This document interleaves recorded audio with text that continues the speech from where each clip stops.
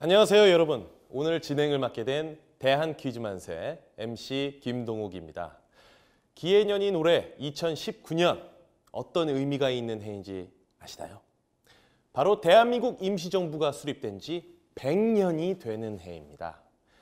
3.1운동 정신을 계승하고 일본에 빼앗긴 국권을 되찾기 위해 수립된 임시정부. 이후 이어진 100년간의 역사 속에는 지금의 우리를 있게 한 수많은 영웅들이 있었는데요. 오늘은 이 영웅들 중 우리의 기억 속에서 잊혀져간 안타까운 분들에 대해 알아보도록 하겠습니다. 재밌는 퀴즈를 통해 새로운 지식도 쌓고 우리 역사 속에 잊혀진 모든 영웅들에게 감사하는 마음도 키우는 대한 퀴즈만세. 지금 시작합니다. 아름다운 한옥이 즐비한 이곳 북촌. 약 900여 채의 전통 한옥들이 보존되고 있는 이 마을은 아주 풍부한 문화유산을 자랑하는데요. 이곳을 개발하고 삶의 터전을 제공한 대한민국의 건축 영웅이 있었습니다. 때는 혼란스러웠던 일제강점기. 일본은 서울을 일본식으로 개발하기 위해 도로를 넓히고 일식주택을 건설하며 우리의 터전을 훼손하고 있었습니다.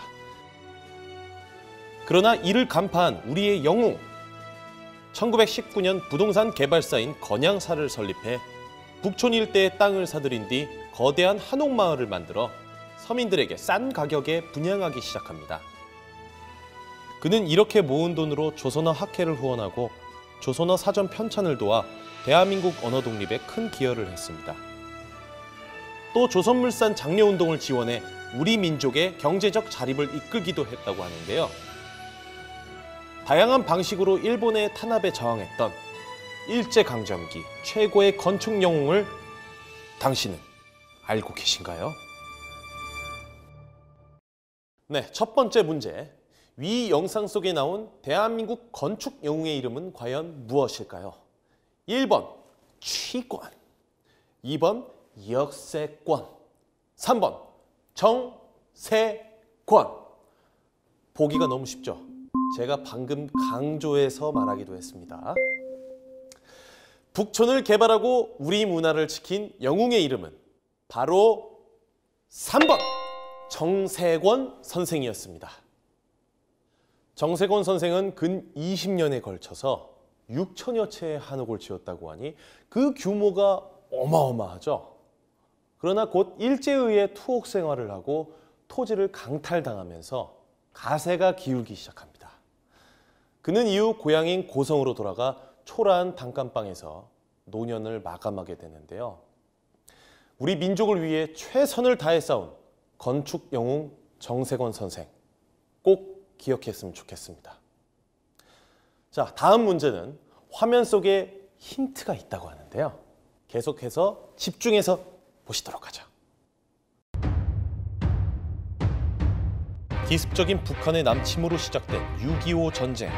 총알과 포탄이 빗발치는 전쟁터에 무언가를 어깨에 짊어진 사람들이 나타납니다. 그 위험한 곳에서 이들은 무엇을 하고 있었던 걸까요? 특별한 훈련도 받지 못하고 군복이나 무기 하나 없이 전쟁에 투입된 민간인 노무자들. 그들은 자동차가 다닐 수 없는 험한 산길을 오르며 전쟁 물자를 보급하고 부상당한 군인들을 이송하는 중책을 맡았습니다. 약 45kg의 짐을 지고 매일 16km를 걸으며 전쟁에 큰 기여를 했던 영웅들. 미군의 기록에 따르면 실종 및 사상자만 약 8,800여 명이지만 실제로는 이보다 더 많았을 것으로 추정됩니다.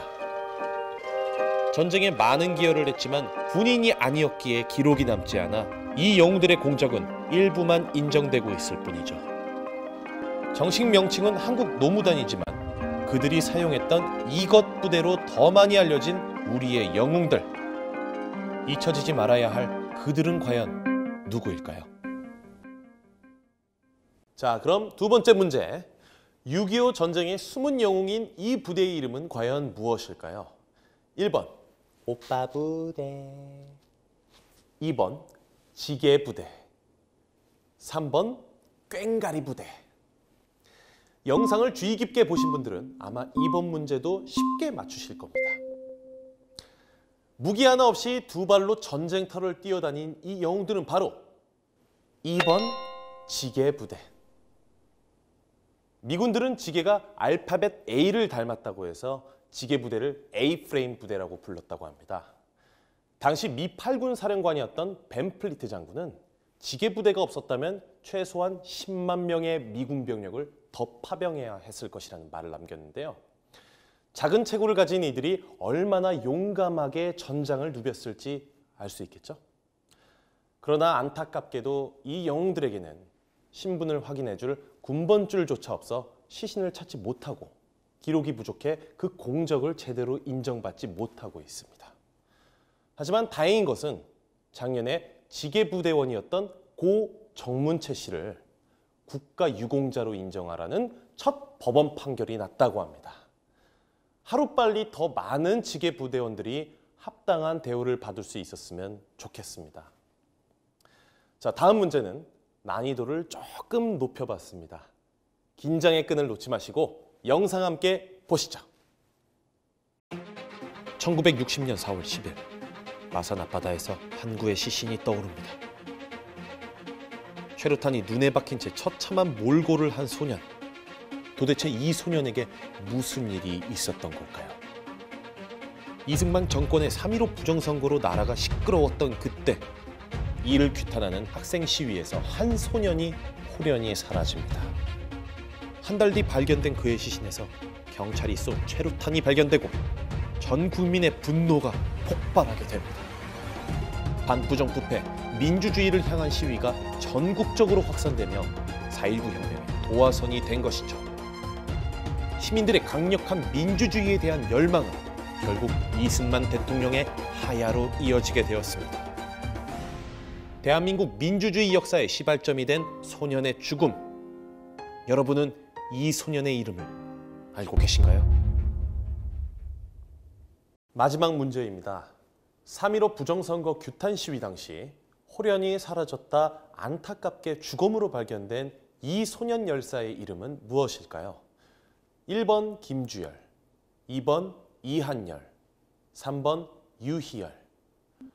이번 문제 조금 헷갈리실 것 같습니다. 정답은 바로 1번 김주열 열사입니다. 혹시 이한열 열사를 고르신 분들 계신가요? 네, 이한열 열사는 1987년 독재타도와 민주주의 실현을 위한 시위에 참여했다 경찰이 쏜 최루탄에 맞아 돌아가신 분이죠. 영화에서도 소개된 적이 있어서 익숙한 이름이었던 것 같습니다. 김주열 열사와도 비슷한 점이 있어 더 헷갈리는 보기였네요. 그러나 두 분 모두 우리나라 민주주의 역사에 큰 발자취를 남긴 분들이니 꼭 기억해야겠습니다.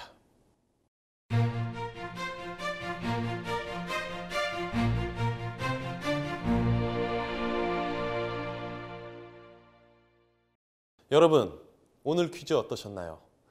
저희가 준비한 내용은 여기까지지만 대한민국 100년사에는 숨겨진 영웅들이 훨씬 더 많습니다. 지금 휴대폰으로 이 QR코드를 스캔하거나 SNS에 해시태그 대한퀴즈만세를 검색해보세요. 저희가 다 전하지 못한 대한민국 영웅들의 이야기를 담아 놓았습니다. 잊혀지지 말아야 하지만 점차 잊혀져 가고 있는 우리의 영웅들. 그분들의 수많은 희생과 고통의 결실로 현재 우리가 있다고 생각합니다. 저희 대한퀴즈만세를 통해 그 영웅들을 다시 한번 기억하는 계기가 되었길 바라며 저희는 이만 마치겠습니다. 감사합니다.